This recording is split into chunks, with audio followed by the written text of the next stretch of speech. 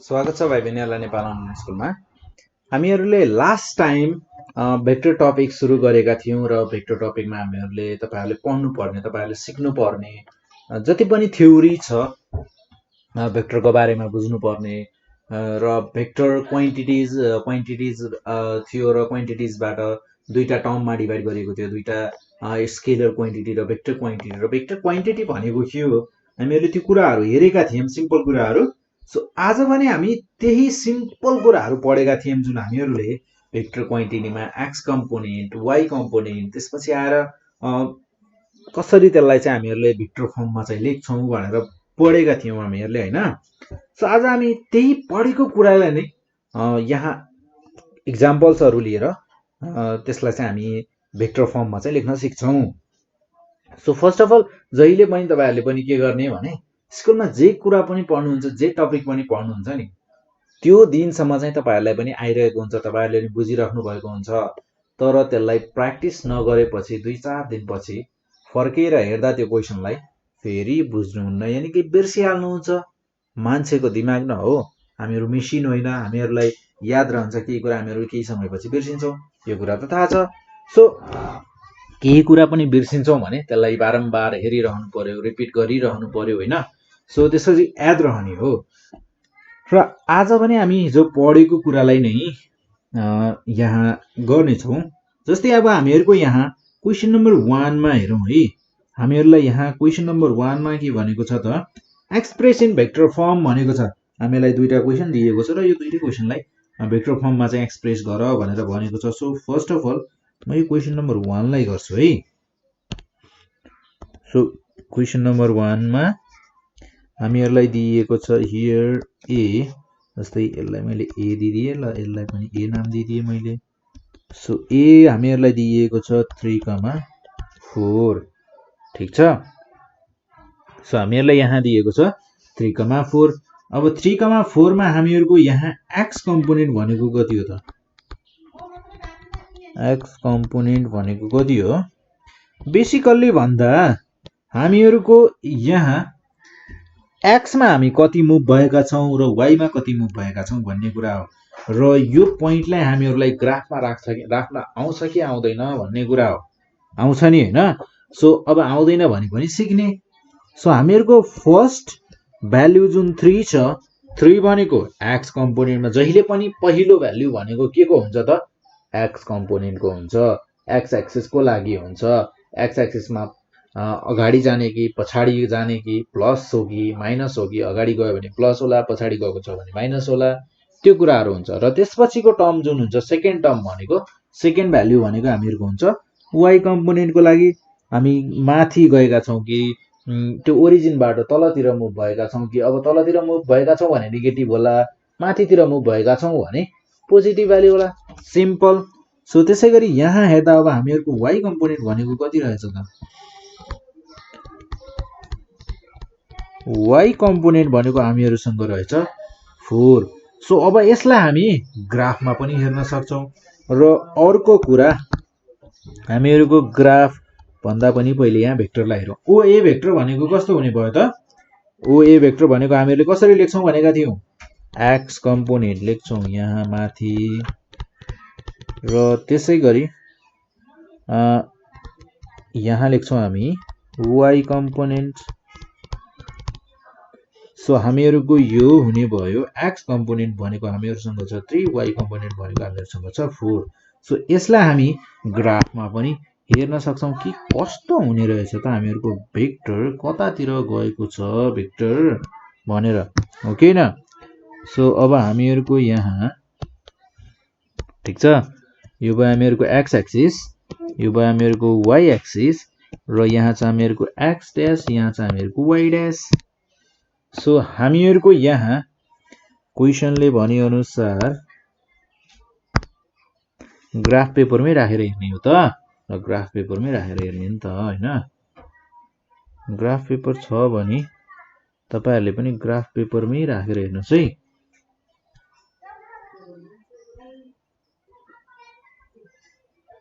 मसँग नि graph paper थियो र मैले ग्राफ पेपरमै राखेर हेर्छु, हो कि हैन। सो अब हामीहरुको यहाँ एक्स कम्पोनेन्ट भनेको कति थियो त एक्स कम्पोनेन्ट भनेको हामीहरुसँग छ 3 so first of all X एक्सिसमा मुभ गर्छौं हामी हो किन त्यसो भए त 1 2 3 यहाँसम्म पुगेम र अब यहाँबाट हामीले कतातिर जानु पर्यो त तल जाने कि माथि जाने यदि नेगेटिभ छ भने तलतिर आउँछौं पोजिटिभ छ भने माथितिर जान्छौं सो हामीहरुसँग छ पोजिटिभ सो हामीहरु माथि तर्फ जान्छौं र माथि तर्फ भनेको हामीहरुको यहाँ आउने भयो 1 2 3 4 यहाँ पर्ने रहेछ सो हामीहरुको यहाँ भेक्टर कस्तो हुने भयो त यो हुने भयो हामीहरुको भेक्टर र हामीहरुको यो दुईटा पोइन्टलाई हामी जोड्छौं ओरिजिनको पोइन्ट र अहिले हामीहरुको भेक्टर कहाँको भेक्टर हो त ओरिजिनको भेक्टर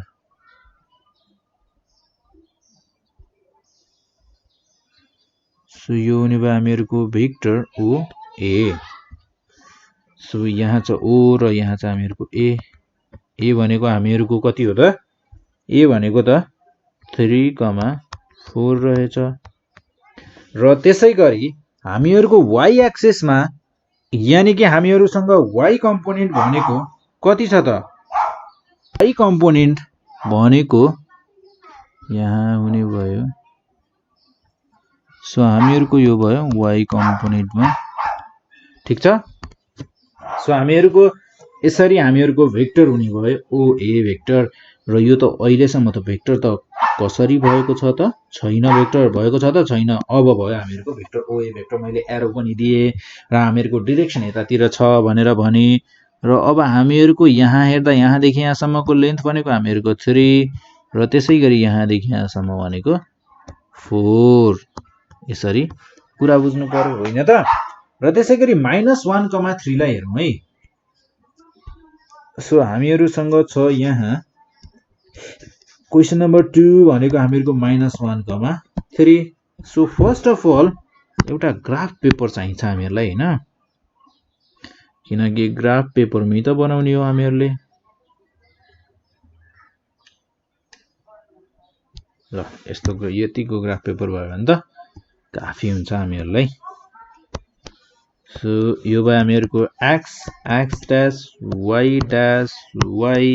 र यहाँ छ हामीहरुको o सो हामीहरुको यहाँ छ फर्स्ट अफ अल हामीहरुको यहाँ x कम्पोनेन्ट भनेको कति छ -1 र त्यसपछि आएर y कम्पोनेन्ट भनेको कति छ y कम्पोनेन्ट भनेको हामीहरुसँग छ 3 ठीक छ सो हामीहरुको x कम्पोनेन्ट भनेको छ -1 र y कम्पोनेन्ट भनेको हामीहरुसँग छ 3 देन हामीहरुको यहाँ o a भेक्टर भनेको हुने भयो x component then y component र हामीहरुको यो हुने भयो -1,3 सो हामीहरुको फर्स्ट अफ अल हामीहरु मुभ गर्छौं x कम्पोनेन्टको लागि सो अब x कम्पोनेन्टमा मुभ गर्नको लागि x भनेको कति छ त्यो त थाहा पाउनु पर्यो कति छ त -1 सो -1 भनेको अब हामीहरुले राइट तिर जाने कि लेफ्ट तिर आउने प्रब्लम छ छैन किनभने माइनस भनेको लेफ्ट तिर हुन्छ सो हामीहरुको यो भयो -1 र त्यसैगरी 3 सो 1 2 y कम्पोनेन्टमा छ यहाँ 1 2 3 ठीक छ सो त्यस्तो हो भने अब हामीहरुको यहाँ -1,3 भनेको यानी कि यो भयो हामीहरुको पोइन्ट A -1,3 सो हामीहरुको भेक्टर भनेको कस्तो हुने भयो त यो हुने भयो हामीहरुको भेक्टर ओ ए भेक्टर जसमा हामीहरुको यहाँ छ डाइरेक्सन हुने भयो यसरी एरो दिएर हामीहरु डाइरेक्सन देखाउने भयौं र हामीहरुको ए भेक्टर सम्म ओ ए भेक्टरमा हामीहरुले मुभ हुनको लागि यानी कि ए भन्ने ठाउँसम्म पुग्नको लागि हामीहरुले फर्स्ट अफ अल कतातिर गयौं त हामीहरु फर्स्ट अफ अल मुभ भएका थियौं ओ देखि यहाँसम्म यो डिस्टेन्स सम्म जसको डिस्टेन्स थियो हामीहरुको -1 मुभ भएका थियौं र त्यसपछि हामीहरु फेरि मुभ भयौं कतातिर त अप माथितिर गयौं र कति माथि गयौं त 3 पोइन्ट्स माथि गएका थियौं यो थियो हामीहरुको 3 फर्स्ट अफ अल -1 सिडीमा आयौं यानी कि पछाडीपट्टि आयौं र त्यसपछि 3 स्टेप्स माथि गयौं। सो यो थियो हामीहरुको एउटा बेसिक कुरा जुन तपाईहरुलाई हामीहरुले के भनेर पढेका थियौं त, हामीहरुले x कम्पोनेन्ट y कम्पोनेन्ट जसमा हामीहरुको भेक्टर कुनै पनि भेक्टरको कम्पोनेन्ट्सहरुलाई चाहिँ एउटा कम्पोनेन्ट्सले चाहिँ हामीहरुको भेक्टरमा के भ्याल्यु हुन्छ त भन्ने कुरा हामीले हेरेका थियौं। सो त्यसैगरी अर्को कुरा पनि हेरेका थियौं हामीले हैन। सो अर्को कुरा के हेरेका थियौं त, सो हामीहरुले यहाँ अर्को हेरेको कुरा भनेको कस्तो थियो भने हामीहरुको अहिले ओरिजिनबाट सुरु भएको भेक्टर थियो र यदि भेक्टर ओरिजिनबाट सुरु नभएर अरु कुनै पोइन्टबाट सुरु भएको छ भने के त, जस्तै मान्नुहोस् मेरो भेक्टर सुरु भएको छ स्टार्टिङ पोइन्ट भनेको ओरिजिन पोइन्ट भनेको मेरो a भन्ने पोइन्ट छ अरे x1, y1 भनेर हामीले हेरेका थियौं हैन। सो त्यस्तै टाइपको एउटा क्वेशनलाई हेरौं है। सो जस्तै हामीहरुलाई क्वेशन छ यहाँ सोधेको हो, मान्नुहोस् क्वेशन छ कस्तो, यस्तो a vector displaces a point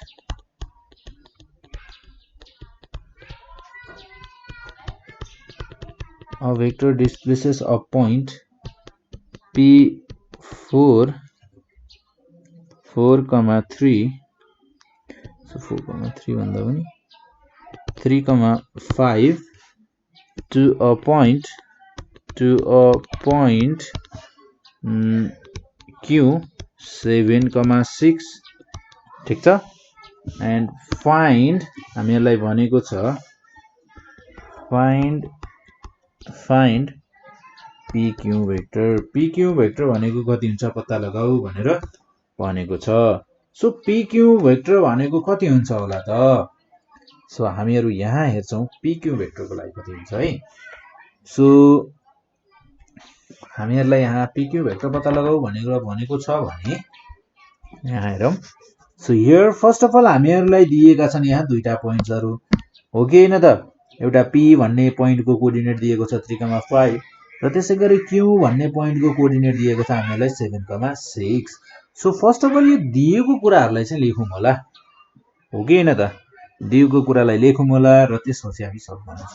so हामीहरुको यहाँ छ हियर हामीहरुलाई दिएको पोइन्ट भनेको P छ एउटा 3,4 र त्यसैगरी Q भन्ने पोइन्ट दिएको छ हामीहरुलाई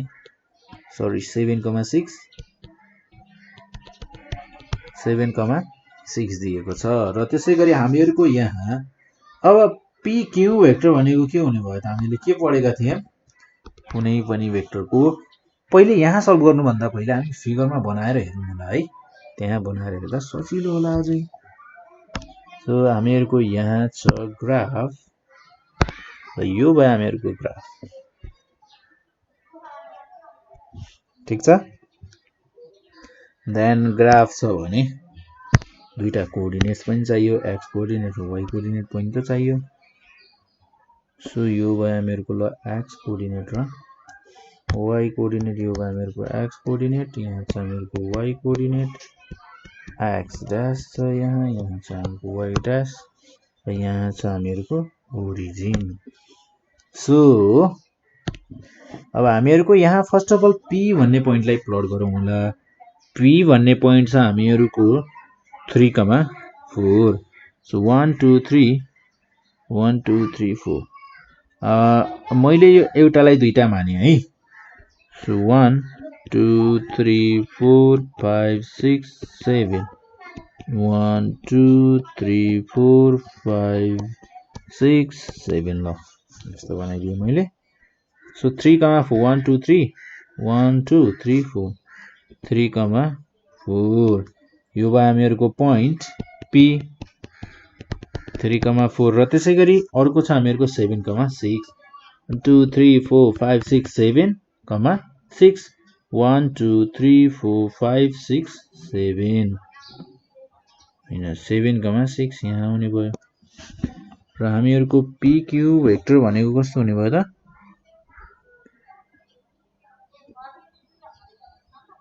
यो भयो हामीहरुको PQ भेक्टर र यो हामीहरुको पोइन्ट Q यानी कि एन्डिङ पोइन्ट, टर्मिनल पोइन्ट, यसलाई जे भन्दा पनि भयो। सो हामीहरुको क्यू भन्ने पोइन्ट कति छ त 7,6। अब हामीहरुको यहाँ PQ भन्ने भेक्टर कति रहेछ त PQ भन्ने भेक्टर कस्तो रहेछ हेर्छौं है। सो हामीहरुले गर्दाखेरि के गरेका थियौं जस्तै हामीहरुले गर्दाखेरि के गरेका थियौं त हामीहरुले यहाँबाट एउटा लाइन तानेका थियौं x एक्सिस सम्म र त्यसपछि आएर यहाँबाट पनि एउटा लाइन तानेका थियौं x एक्सिस सम्म र त्यसपछि एउटा लाइन थियो हामीहरुको यस्तो जुनले हामीहरुको लाइन P देखि लगेर जस्तै R भने मैले यसलाई S भने र यो पोइन्टलाई भने मैले T। यहाँ छ हामीहरुको 90 डिग्री यहाँ 90 डिग्री यहाँ 90 डिग्री ठीक छ। सो अब हामीहरुको यहाँ O देखि S सम्म भनेको कति छ O देखि S सम्म भनेको हामीहरुको छ 7 ठीक छ र त्यसैगरी O देखि R सम्म छ हामीहरुको 3 र त्यसैगरी हामीहरुको यहाँ कति रहेछ 3,5 रहेछ यहाँ 3,4 लेखेको छु 3,5। सो हामीहरुको यहाँ 3,5 भनेको ठिकै छ 3,4 नै लिउँ अब हामीहरुले बनाइसकेका छौं भने मैले क्वेशनै चेन्ज गर्दिए 3,4 एउटै कुरा त हो नि हैन हामीहरुले बुझ्ने हो यहाँ क्वेशन त जे होस् बुझ्ने हो। सो अब हामीहरुको यहाँ ओरिजिन देखि O देखि R सम्म रहेछ हामीहरुको 3 र त्यसैगरी यहाँ S देखि Q सम्म कति छ त x देखि Q सम्म छ 6 र S देखि T सम्म छ हामीहरुको 4। यदि त्यस्तो हो भने हामीहरुको PQ भनेको कति PQ भेक्टर भनेको कति हुने भयो त x2 minus x1 then y2 minus y1 यानी कि हामीहरुको फर्स्ट अफ अल हामी जान्छौं P देखि T र T देखि S PT भनेको कति हुने भयो त 7 minus 3 र त्यसैगरी y2 minus y1 6 minus 4। So यो हुने भयो हामीहरुको 4,2 हामीहरुको PQ भेक्टर भनेको कति हुने रहेछ त 4,2 र त्यसैगरी हामीहरुले यस्तो टाइपको क्वेशनहरु त तपाईहरुलाई यस्तो इजी टाइपको क्वेशन त सायदै नसोध्ला तर यो कन्सेप्टहरु यो सानसानो कुराहरु चाहिँ बुझिराख्नु चाहिँ एकदमै जरुरी हुन्छ है।